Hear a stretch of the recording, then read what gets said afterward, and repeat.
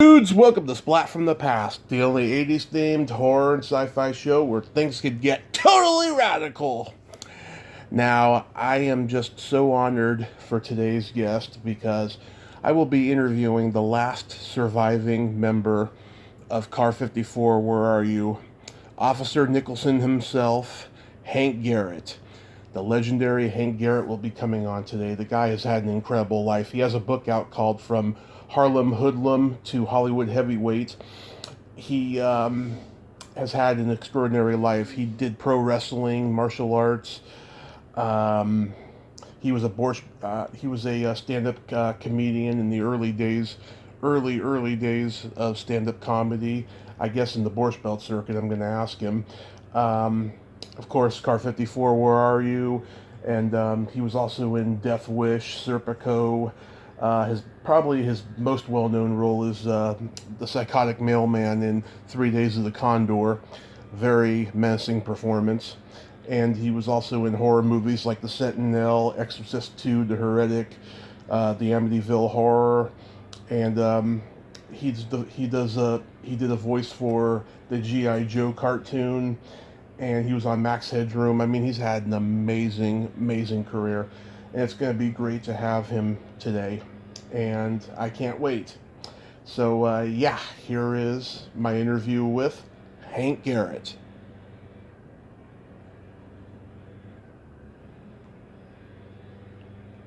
This is such a great honor. I can't tell you. Thank you so much for taking the time today.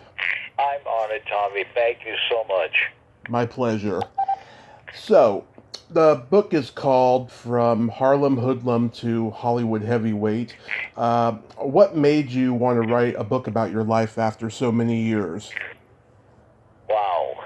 I had a lot to talk about, and I know I got to explain something. Mm-hmm.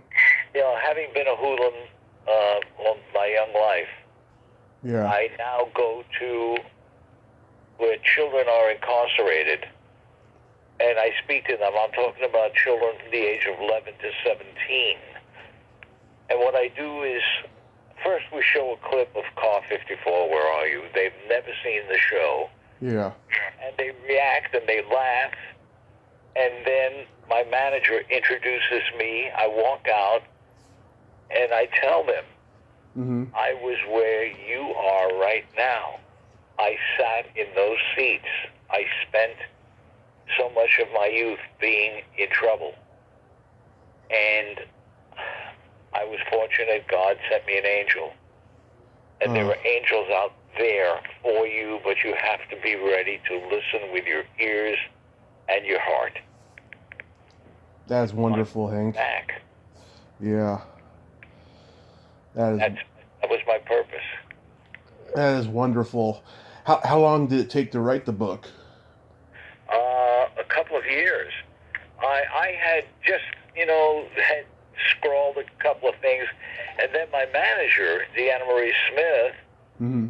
said, let me put it down on paper. Let's get those out of your head onto paper.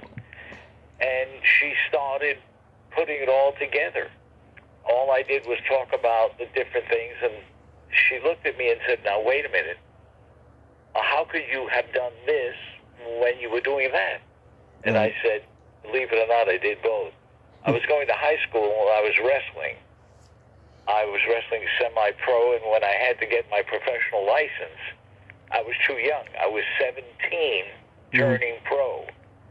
And so they changed my birth date from 1931 to 1940. Well, actually, I was born at 41, and they had to change it down to 31, that I would be old enough to get my license. Yeah. And I was wrestling professionally as Hank Daniels, the Minnesota farm boy, which is interesting because I had never been to Minnesota, nor did I ever see a farm. Yeah. So you were born in 1941 and not 31? 41, yes, absolutely. Wow. And I noticed too, Gilbert Gottfried has a review blurb on the cover. Oh, Gilbert. Yeah, I listened to Yeah, I listened to the interview you did with him. It was great. Thank you. So, going back in time, I know that obviously, you grew up in a tough neighborhood and you were carrying a gun with you by the time you were like, what, 12? Yeah, I was 12. I've got to go back a little bit. My mom and dad were immigrants from Russia, Mm-hmm. and I was born very late in life to them. And what they did to earn a living, they had a push cart where they sold fruits and vegetables.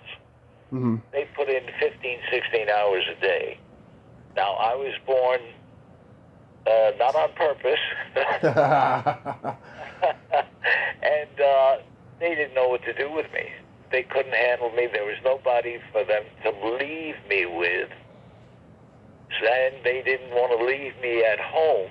Then if both of them had to go out and try to make enough money to pay for food. And so I was on the street. I lived on the street. I slept in cardboard boxes. And I was fighting. I didn't know who the heck I was because at one point I got to look at my birth certificate and there were 4 last names on the birth certificate. Mm-hmm. And it was my mother's maiden name, her married name. My father was in the country illegally. And so, for fear of being sent back, he hooked up with my mom and he assumed her last name. And I was, the name was Greenberg. Mm-hmm. And I was using the name, Greenberg. And it wasn't my name. I didn't know that. At one point, because I was born so late in life to them, I was standing at the push cart with my mother. At one point, I was really very young, maybe 5 or 6. Mm-hmm. And someone came up to her and said, "Oh, is that your little boy?" And she was embarrassed because of having a child, and when she was in her mid to late 40s, she said, "Oh, no, that's my grandson." Well, why is my mother saying that she's my grandmother? And then the census taker came around a couple of years later. My father went to the door, answered the door, and the census taker said, "Well, how many in the family?" And he said, 4. A mother and 3 kids. And he said, the census taker said, "Then who are you?" He said, "I'm an uncle and I'm just visiting." So now my mom is my grandmother and my father is my uncle. Wow. Talk about a world of confusion. Oh, yeah. I've heard many stories like My older that. half-brothers were in the military when I was born. Mm-hmm. My older brother kept saying that I was found in a trash can. Nobody wanted me. And my mother took pity and took me home. So all these things happening at the same time of my life, I was angry. I fought constantly on the streets. At the age of 9, I was standing in front of our building, and a gang guys came by, much older. Mm-hmm. I was 9, and they were probably in their teens. And this one guy came over to me and punched me square in the face and broke my nose. Wow. And one of the other gang members said, "Why did you hit that kid?" He said, well, he cursed my mother. I had never seen him before, but I never forgot him. And years later, I ran into him. Well, I did not touch him. I was huge because when I was wrestling, I weighed up to 240 pounds. Mm-hmm. I had been pumping iron. I competed as a power lifter.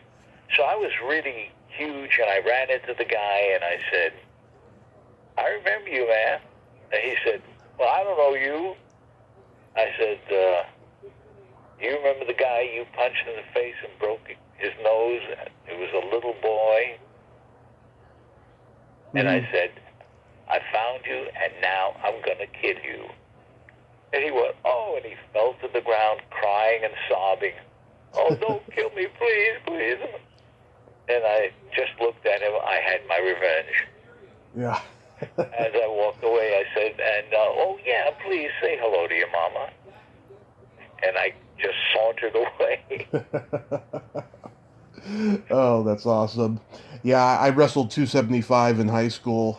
It's a tough sport, wrestling. Oh, yeah. Yeah, you were legit wrestling. There was a lot catch as catch can. I wrestled, one of the first guy I wrestled was Killer Kowalski. Mm-hmm.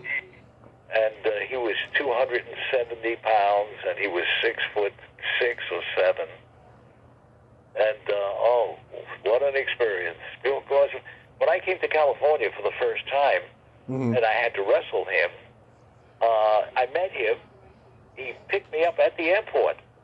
He took me to, checked me into a hotel, took me to breakfast, lunch, and dinner.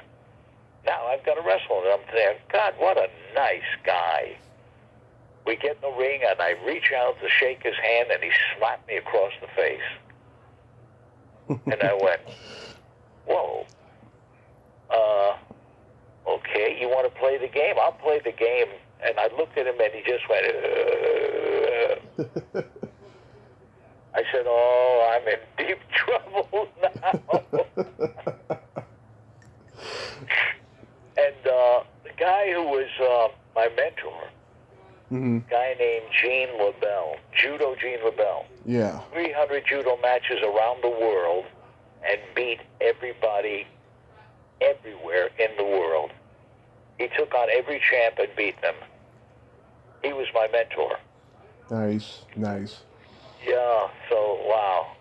So then, when you transitioned into comedy, it was because Sammy Davis Jr. Helped change your life. Oh, God, yes. There were times that I learned to be funny.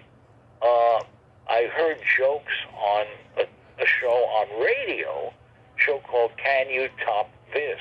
Mm-hmm. And there was a guy who specialized in dialects.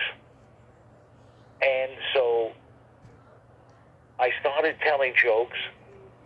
And one time I was surrounded by a gang from another area. Mm-hmm. And they were going to really do a job on me. And I started doing jokes. And they stopped and they laughed. And they went, oh, man, this guy is funny. He's no fighter. Yeah, he's just a comic, man. He's funny. And that's how comedy started for me. It was my savior. And then, well, when I was 12 years old, Mm-hmm. my mom had a special customer. He happened to be the mayor of Harlem. And my mom was crying to him that I was always in trouble. And so she asked him to help me. He walked out on the street and looked me. He found me. And I was standing there with my fellow hoodlums smoking. And he walked up and slapped the cigarette out of my mouth. He said, that stuff will kill you. Yeah.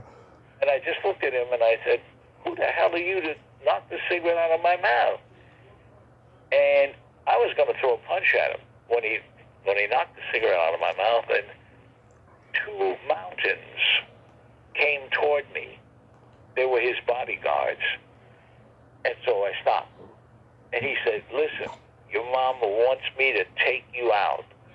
And I said, now you tell somebody in New York I'm going to take you out. That means I'm going to kill you.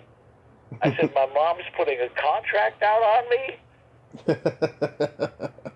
So he said, no, listen, man. We are going out this evening. Do you have a suit? I said, yeah, I got a suit. He said, wear the suit, but before you do, take a bath. Now, you know, here's another guy that I wanted to kill. Yeah. So, I got dressed, and he took me to the Apollo Theater. Nice. I looked at the marquee, and it said Sammy Davis Jr., starring Sammy Davis Jr. Yeah. Well, we went in, but we went into the back, and we went into the theater to Sammy Davis Jr.'s dressing room. And I didn't know where I was. Mm-hmm. And he said, we went into Sammy's dressing room, and he said to Sam, this is the kid I was telling you about. So he said, hey, my man, sit down. He said, so I understand you're a really tough guy. I said, yeah, I'm tough. He said, being tough is going to get you a lot of broken bones and a lot of scars. He said, you, the way you're going now, you're either going to go to prison or you're going to die. Wow. And I said, that's it? And he's so right. Yeah. I was 12 years old, and I had a pistol in my pocket, a 25 caliber semi-automatic pistol that I had gotten from one of the older bad guys. Mm-hmm. And he got me a job, he got me a gig with an all-African American orchestra. I was going to be a band boy, because I said, hey, I'm not a musician. Yeah. He said, no, you're going to be a band boy. And he told me what a band boy was, to put the music out for the different musicians. And at the end of the gig, collect each one, make sure it's in its right order. And I did. And the band leader, Lucky Millender, Mm-hmm. wow, Lucky said, yeah, you did a good job. He said, here, my man. And he gave me $50. Now, $50 in those days is like hundreds of dollars today, possibly thousands. Yeah. And I went next day and I bought myself a pair of Florsheim shoes, because they told me, Lucky said, your shoes are shredded, and they were. He said, get yourself some new kicks. I bought a pair of Florsheim shoes for $15, and I gave the 35 to my mom, more money than she had seen God knows how long. Wow. And next thing I know, Sam made a couple of calls, and I got a gig or two in the Catskills, Mm-hmm. using some of the jokes that I had heard on radio, heard other people, writing it down when I could, Mm-hmm. and working the Catskills. And 20 some odd years later, I am on stage at the Sands opening for Tony Bennett. Yeah. I was Tony's opening act for 4 years. Mm-hmm. In the audience, Frank Sinatra, Dean Martin, Peter Lawford, and Sammy Davis Jr. After the show, there was a big hullabaloo, people running backstage to see Tony, and also because at the end of my gig, Frank Sinatra stood up. He gave me a standing ovation. And when Frank stands up, the world stands up. Yeah. Sammy Davis came up to me and said, you are a funny cat. I said, thank you. He said, but man, I know you. I don't know from where do I know you from? And I said, Sam, I'm the kid you said was going to go to prison or die. And Sam said, that's you? We both hugged, and we both cried like two children. Oh, that's wonderful. I like that. Yeah. That's why, I refer to Sam as being my angel. Mm-hmm. That's why I speak to the kids and talk about my angel. And these kids wrote letters to me. And I got 14 letters which are in the book. And one of the letters, well, a couple of them said, Sammy Davis Jr. was your angel. Mr. Garrett, you're our angel. Blew me away. Wow. And I try to give back. I do autograph shows all over the country. Right. And the proceeds go to disabled vets and the wounded warriors. I just take my cost. And I was at a veterans hospital, and I saw these kids, babies, missing limbs, and I went, oh, what can I do? What can I do?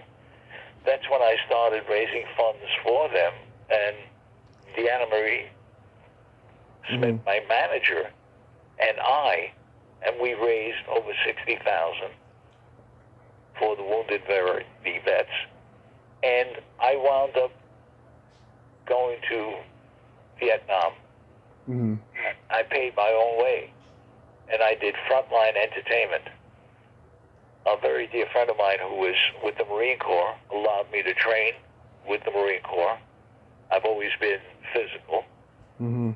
And I trained with them, and I could not go with them to Vietnam, but I found a way to fly myself to Vietnam and do frontline entertainment. In fact, the first time I hit the front line, a machine gun opened up. Wow. That must have been scary. Yeah, and I yelled, "Critics!" Critics. And me and a bunch of GIs are running, and one kid, he must have been like 9 years old, Yeah. about 2 sizes too big, and he said, "Mr. Garrett, please don't make us laugh when we're trying to get the hell out of here." Oh, that's hilarious. A few years later, Deanna Marie Smith and I, my manager, we went down to the moving wall. They call it the traveling wall. Yeah. It has a list of all the kids that we lost.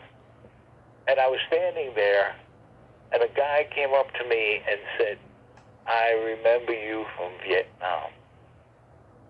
And I said, "Oh, wow." He said, "You brought laughter when there was nothing to laugh about." Oh. That just tore me up. Yeah. Wow. So here I am. So who are some of the other comedians that you came up with in the clubs? Oh my God. Red Buttons. Red Buttons. Buddy Hackett. Buddy Hackett. Oh boy, so many. Oh boy. Paul Lynde. No, Paul, he was very popular on television. Yeah. I don't think he worked too many clubs. I'm not sure. But he was always marvelous. Marvelous to watch. Very funny man. Yeah, very funny. I just did a tribute to him the other day with this woman who wrote a book about him. She actually knew him. Yeah. Wow. Yeah. Jackie Gale, Shelley Berman, Mort Saul, guys like that. Did you see them? Mort Saul, Jackie Gale. Shelley Berman.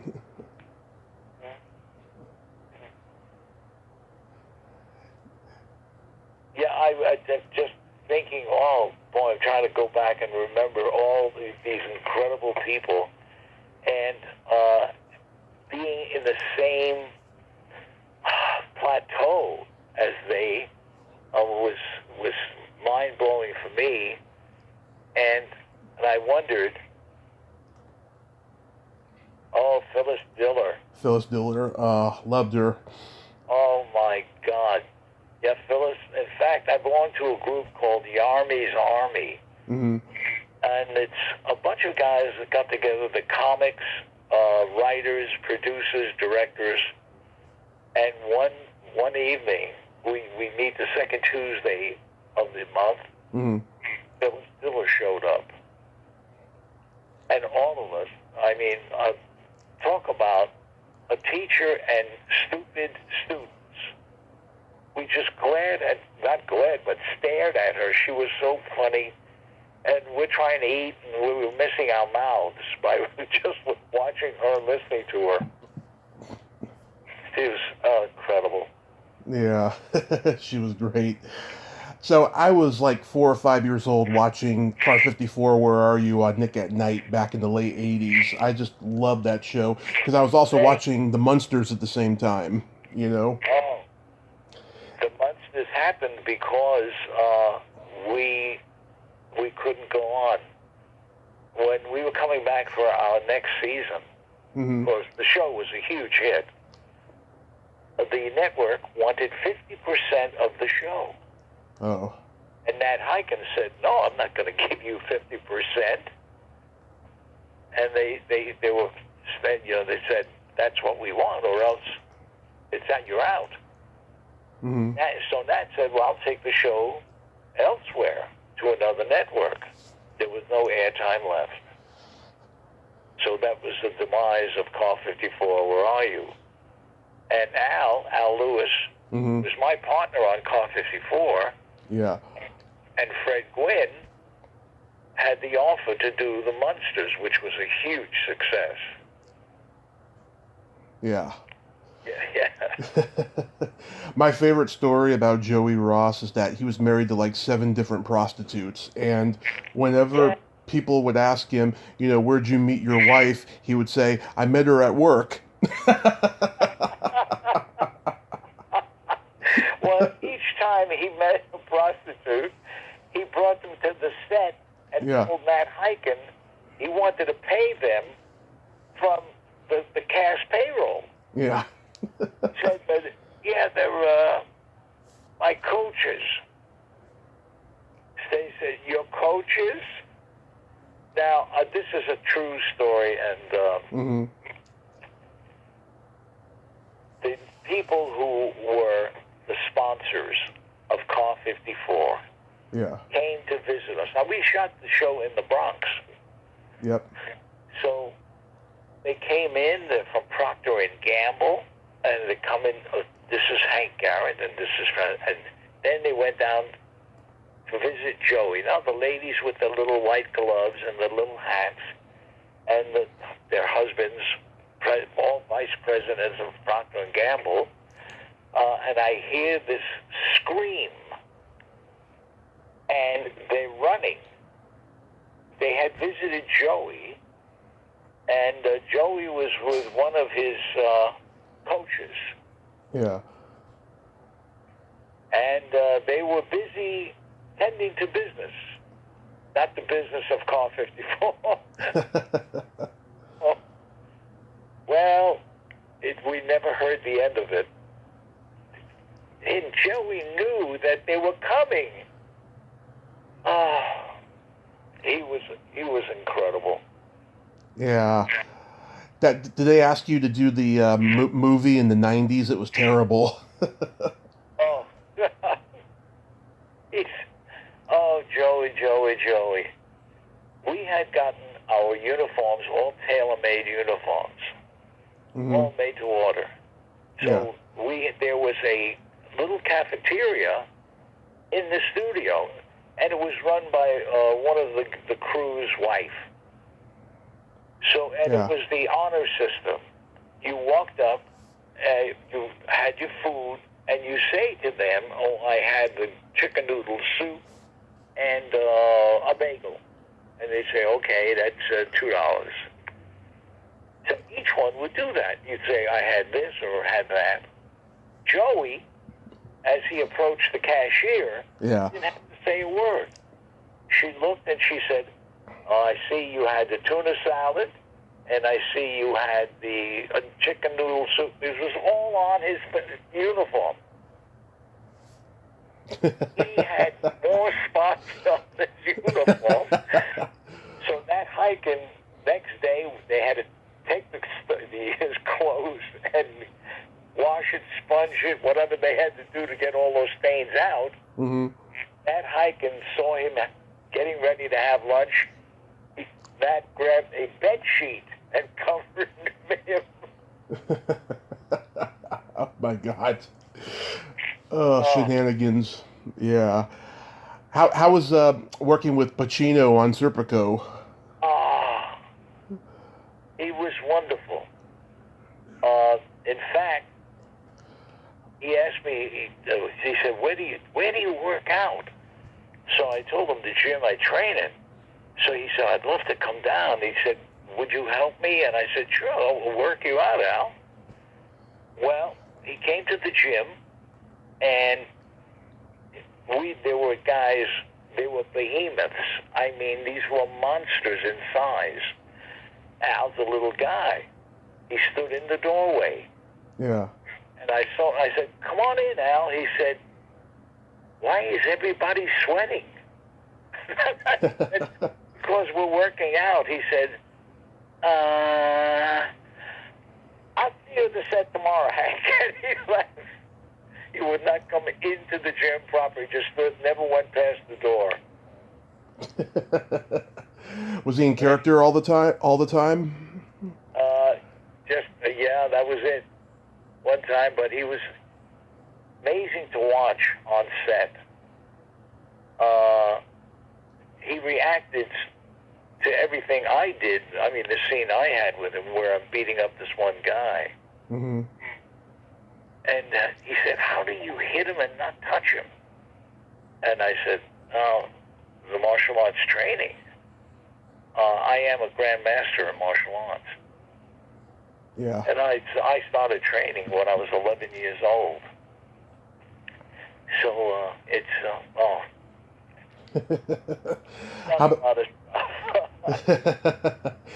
How about working with Charles Bronson on Death Wish? Never had anything. Charlie would come out and he would do his scene and disappear. He wouldn't talk to anybody. Mm-hmm. He was very quiet. I had to play a scene with him, and I was playing the scene to his double. Oh. Because there was a tight close-up on me, and he was nowhere around. Very private guy. Yeah, that's what I heard. He was very insecure about himself, I heard. Yeah. That's unfortunate. You're probably most well known for playing the Mailman in 3 Days of the Condor. In that role, you are so menacing and commanding. It's almost as if you're a German soldier. Did you have conversations with Sidney Pollack about how he wanted you to play the role? He said to me, "You're a pro. You're an assassin. Nothing phases you." He said, you have a job to do, because when I come into the office and machine gun everybody, he said, no reaction, regardless of who you shoot. Mm-hmm. Wow. Okay. He said, and the fight scene with Robert, he said, matter of fact, he said, he doesn't know who you are and you're a mailman, but Redford looks down and sees my shoes. They're brown Adidas. Yeah. And he knew. And whose idea was that? That was Robert Redford's. They were trying to find what is the tip-off. He had just purchased a pair of brown Adidas. And he went to his dressing room and said to Sidney Pollack, have him wear these. And it worked perfectly. In fact, I have the brown Adidas. Bob gave them to me after the show. Mm-hmm. I have them at home, and wow. That was your souvenir gift. Yes, exactly. And I wound up winning the New York Film Critics Award for the fight scene. And just about a year ago, we were taken to Vegas, and I was given an award for best fight scene in film ever. Yeah. So, wow. That's cool. I am so thrilled about all these incredible things that have happened to this street hoodlum. that character popularized the term "going postal," I think. Yes, exactly. That's where the expression came from. A reviewer said, "See 3 Days of the Condor if you want to see a mailman going absolutely postal." You started getting cast in iconic horror films like The Sentinel, Exorcist II, and the Amityville Horror. Did you ever think to yourself, why are they casting me in horror films? Well, yeah, it's at one point, especially in Amityville, oh my God, they had special makeup where I have been butchered and I've come back as a demon. Mm-hmm. So my eye is hanging out, my mouth is cut open, and we break for lunch. Now I've got this makeup on, Yeah. and John Carradine is sitting there, and I sit next to him, and he's covering the side of his face as he's eating.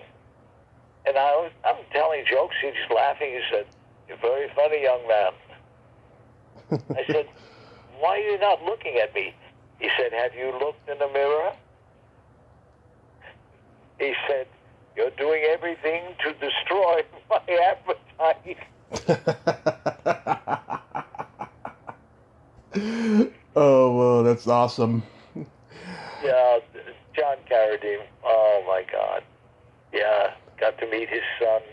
We became fair friends, but. I interviewed his granddaughter, Callista Carradine, who was David's daughter, and she has really good memories of her grandfather. Wow. Wow. Yeah.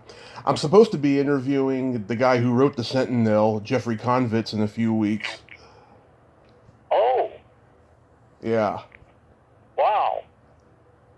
He's a pretty good writer, huh? What a mind. Wow. Yeah.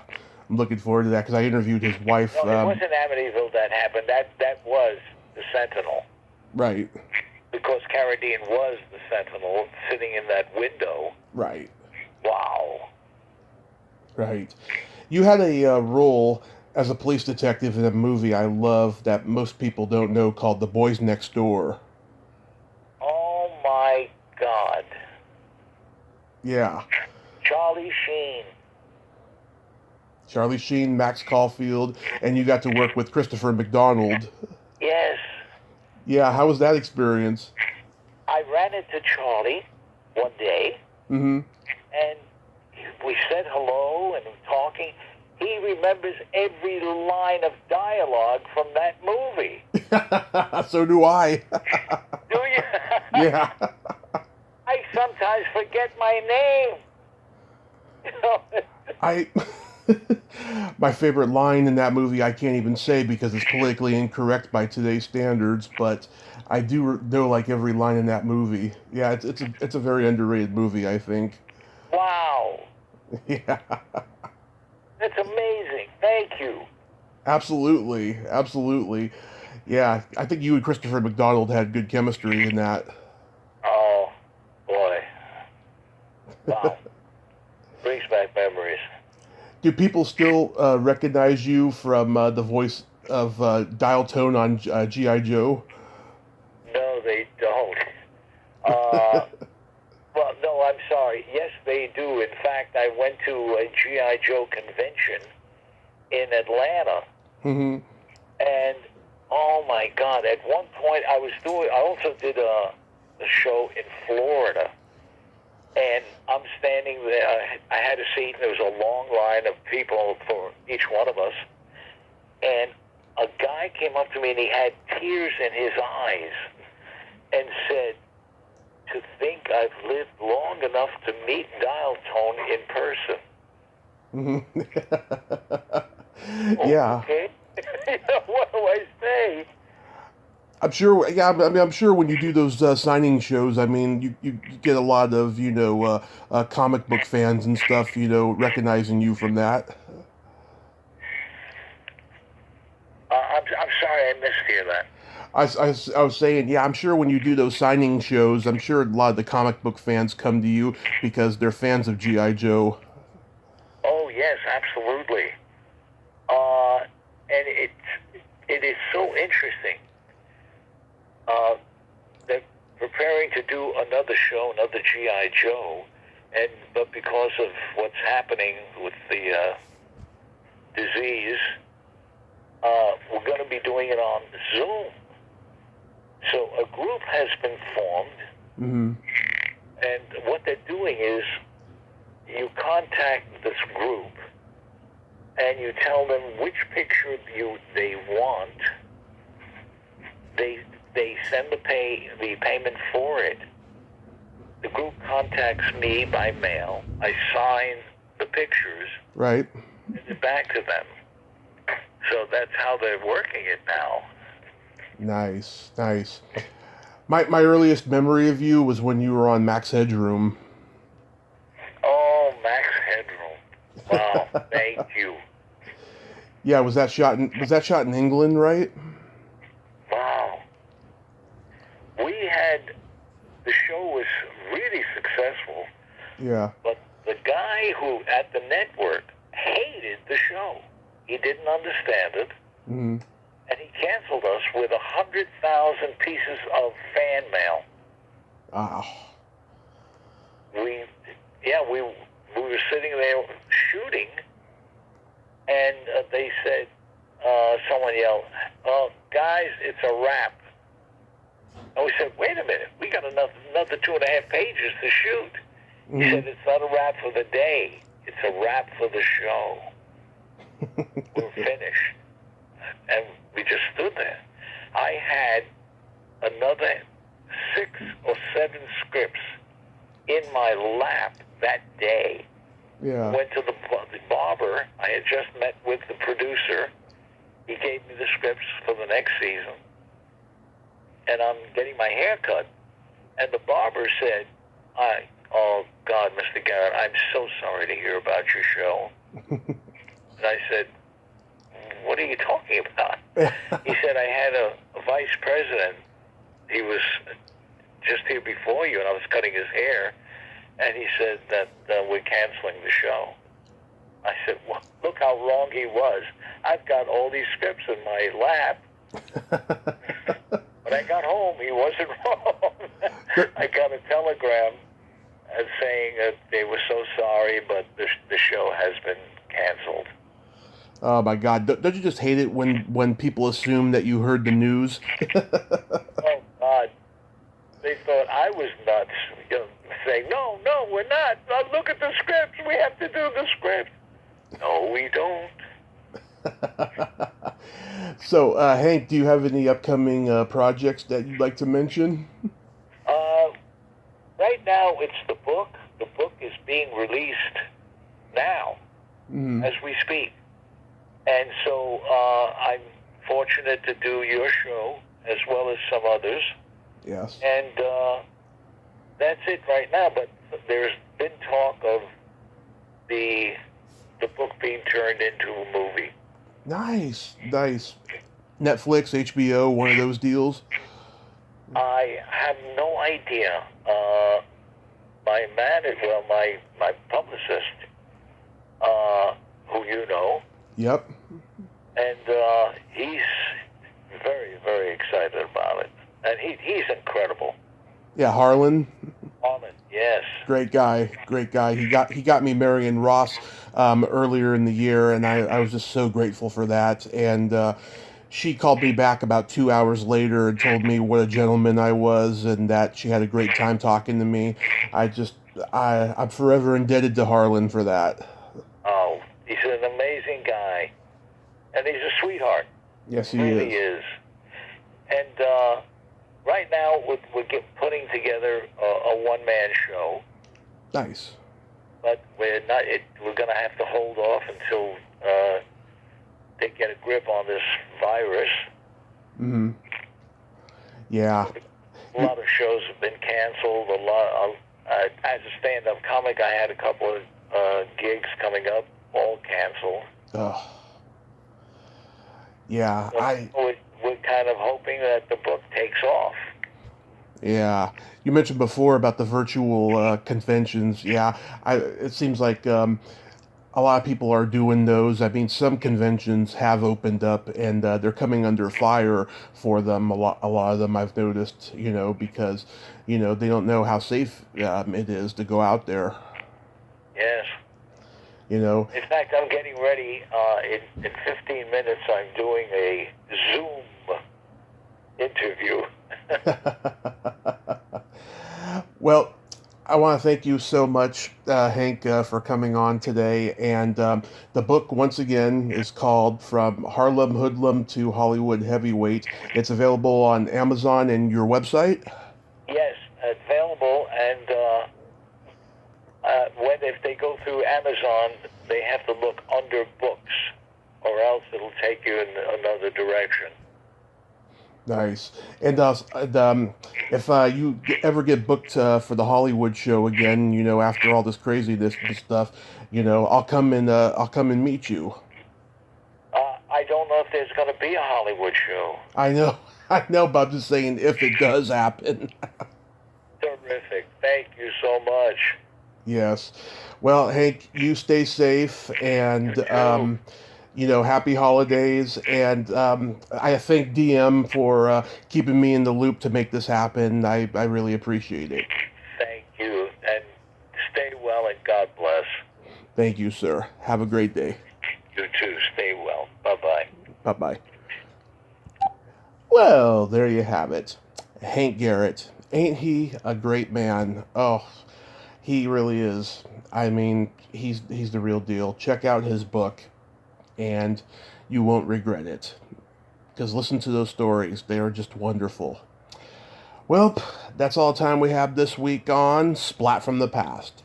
Until next time, this is Tommy Throwback Kovac saying, there's no shame in living in the past, because the present sucks. Later, dudes!